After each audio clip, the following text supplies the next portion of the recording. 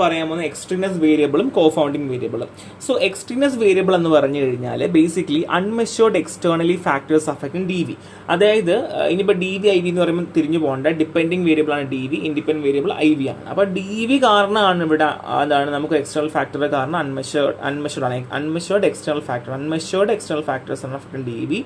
Type organism ഉണ്ട്, situation ഉണ്ട്, sequence ഉണ്ട്, കോഫൗണ്ടിങ് വേരിയബിൾ ഉണ്ട്. ഇവിടെ ഓവർലാപ്പ് ചെയ്യും, ഐ വിയുമായിട്ട് ഓവർലാപ്പ് ചെയ്യുകയും അങ്ങനെ കൺക്ലൂഷൻ എപ്പോഴും ഡൗട്ട്ഫുൾ ആക്കുകയായിരിക്കും ചെയ്യുക.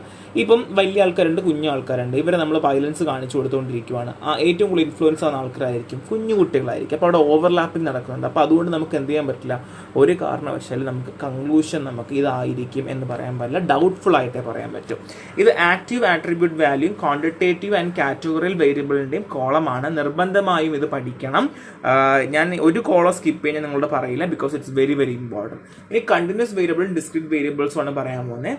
സോ അതിൽ ക്വാണ്ടിറ്റേറ്റീവ് വേരിയബിൾസിനാണ് ഡിവൈഡ് ചെയ്യുന്നത്. അതാണ് കണ്ടിന്യൂസ് വേരിയബിളും ഡിസ്ക്രീറ്റ്. കണ്ടിന്യൂസ് വേരിയബിൾ ആണെങ്കിൽ നമുക്ക് മെഷർ ചെയ്യാൻ പറ്റും, ഈവൻ സ്മോൾ യൂണിറ്റ്സ് ആണെങ്കിലും. ഇപ്പം 1 സെൻറ്റിമീറ്റർ, 6 വയസ്സ്, 7 വയസ്സ് എന്നൊക്കെ പറയുവാണെങ്കിൽ ദാറ്റ് മീൻസ് കണ്ടിന്യൂസ് ആണ്. ഡിസ്ക്രീറ്റ് ആണെങ്കിൽ നമുക്ക് സ്പെസിഫൈ ചെയ്തേ പറയാൻ പറ്റൂ. ഇപ്പോൾ ഫാമിലി മെമ്പേഴ്സ്, എത്ര ബുക്ക് ഉണ്ടായിരുന്നു, സെപ്പറേറ്റ് വാല്യൂ, നമുക്ക് സെപ്പറേറ്റ് വാല്യൂ പറയാം, ഇത്ര ഒന്നും പറയാൻ പറ്റത്തില്ല.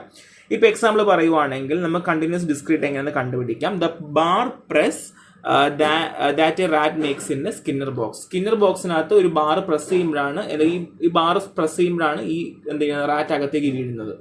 സോ എത്രത്തോളം പ്രസ് ചെയ്യുന്നു, എത്ര വരെ പ്രസ് ചെയ്യുന്നു, അല്ലെങ്കിൽ സ്പെസിഫൈ ചെയ്ത് പറയാൻ പറ്റില്ല. നമുക്ക് 20 മെഷർ പ്രസ് ചെയ്യുമ്പോഴാണ് വരുന്നത്, അങ്ങനെ നമുക്ക് പറയാൻ പറ്റില്ല. സോ ബേസിക്കലി അത് ഡി ആണ്, ദാറ്റ് മീൻസ് ഡിസ്ക്രീറ്റ് ആണ്. അപ്പം അതായത് ബാർ പ്രസ് ചെയ്ത് അതിനകത്ത് വീഴുന്നു എന്നുള്ളതേ ഉള്ളൂ. ഇനി height of 6 years old boys and girls in Chicago, നമുക്കറിയാം ഹൈറ്റ് ആണ്, സ്പെസിഫിക്കലി പറയുന്നുണ്ട്, ദാറ്റ് മീൻസ് കണ്ടിന്യൂസ് ആണ്. The score you make on a true or false exam, score ആണ്, ട്രൂ ഓർ ഫോൾസ് എക്സാമിന് കിട്ടുന്നു എന്നാണ്. അപ്പം നമുക്ക് എക്സാം വരാൻ പോകുന്ന കാര്യമാണ്, നമുക്കറിയില്ല. അപ്പം പ്രഡിക്റ്റബിൾ ആണോ അല്ല അത് നമുക്കൊന്നും പറയാൻ പറ്റില്ല. അപ്പോൾ അത് ഡി ആണ്. And distance various people can travel in 5 hours. ഇവിടെ 2 കാര്യം പറഞ്ഞു. ടൈം 5 hours പറയുന്നുണ്ട്, ആൾക്കാർക്ക് ഇത്ര ഡിസ്റ്റൻസ് വരെ 5 hours കടന്നു പോകാൻ പറ്റുന്നില്ല. ദാറ്റ് മീൻസ് കണ്ടിന്യൂസ് ആണ്. കണ്ടിന്യൂസ് ആണെങ്കിൽ നമ്പേഴ്സ്, ഏജ്, ഹൈറ്റ് അതൊക്കെ ആലോചിക്കുക, റിയാക്ഷൻ ടൈമൊക്കെ വരുവാണെങ്കിൽ അത് കണ്ടിന്യൂസും. ഡിസ്ക്രീറ്റ് ആണെങ്കിൽ അങ്ങനെ സ്പെസിഫൈ ചെയ്യില്ല, ഒരു സെൻറ്റൻസ് ആയിട്ടായിരിക്കും പറയേണ്ടാവുക.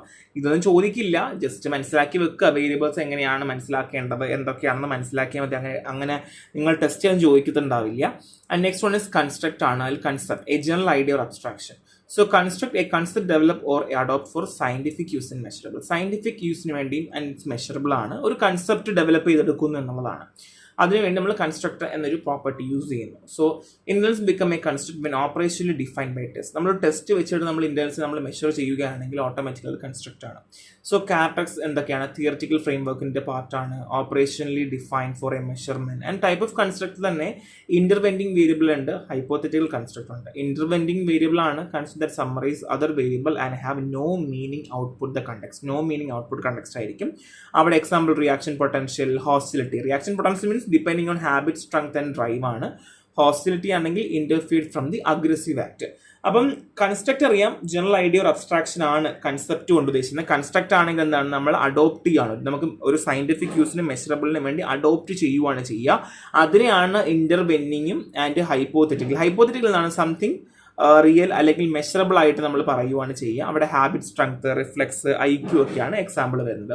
ഇക്വേഷൻസ് കൊടുത്തിട്ടുണ്ട്. K = AC × IQ. ഇത് അതുപോലെ പഠിക്കുക. K is also become hypothetical construct. K hypothetical construct ആവാം എന്നുള്ളതാണ്. സോ അതുപോലെ പഠിക്കുക, വേറൊരു ഓപ്ഷനും ഇല്ല. സിമ്പിൾ ചാപ്റ്റർ ആണ്. ആ ലാസ്റ്റ് വരുന്ന ഒരു ഫോർമുല ഒഴികെ നോക്കിയാൽ ബാക്കി എല്ലാം എളുപ്പമുള്ളതാണ്. നന്നായിട്ട് വായിക്കുക. സോ നെക്സ്റ്റ് ക്ലാസ്സിൽ കാണാം. Thank you.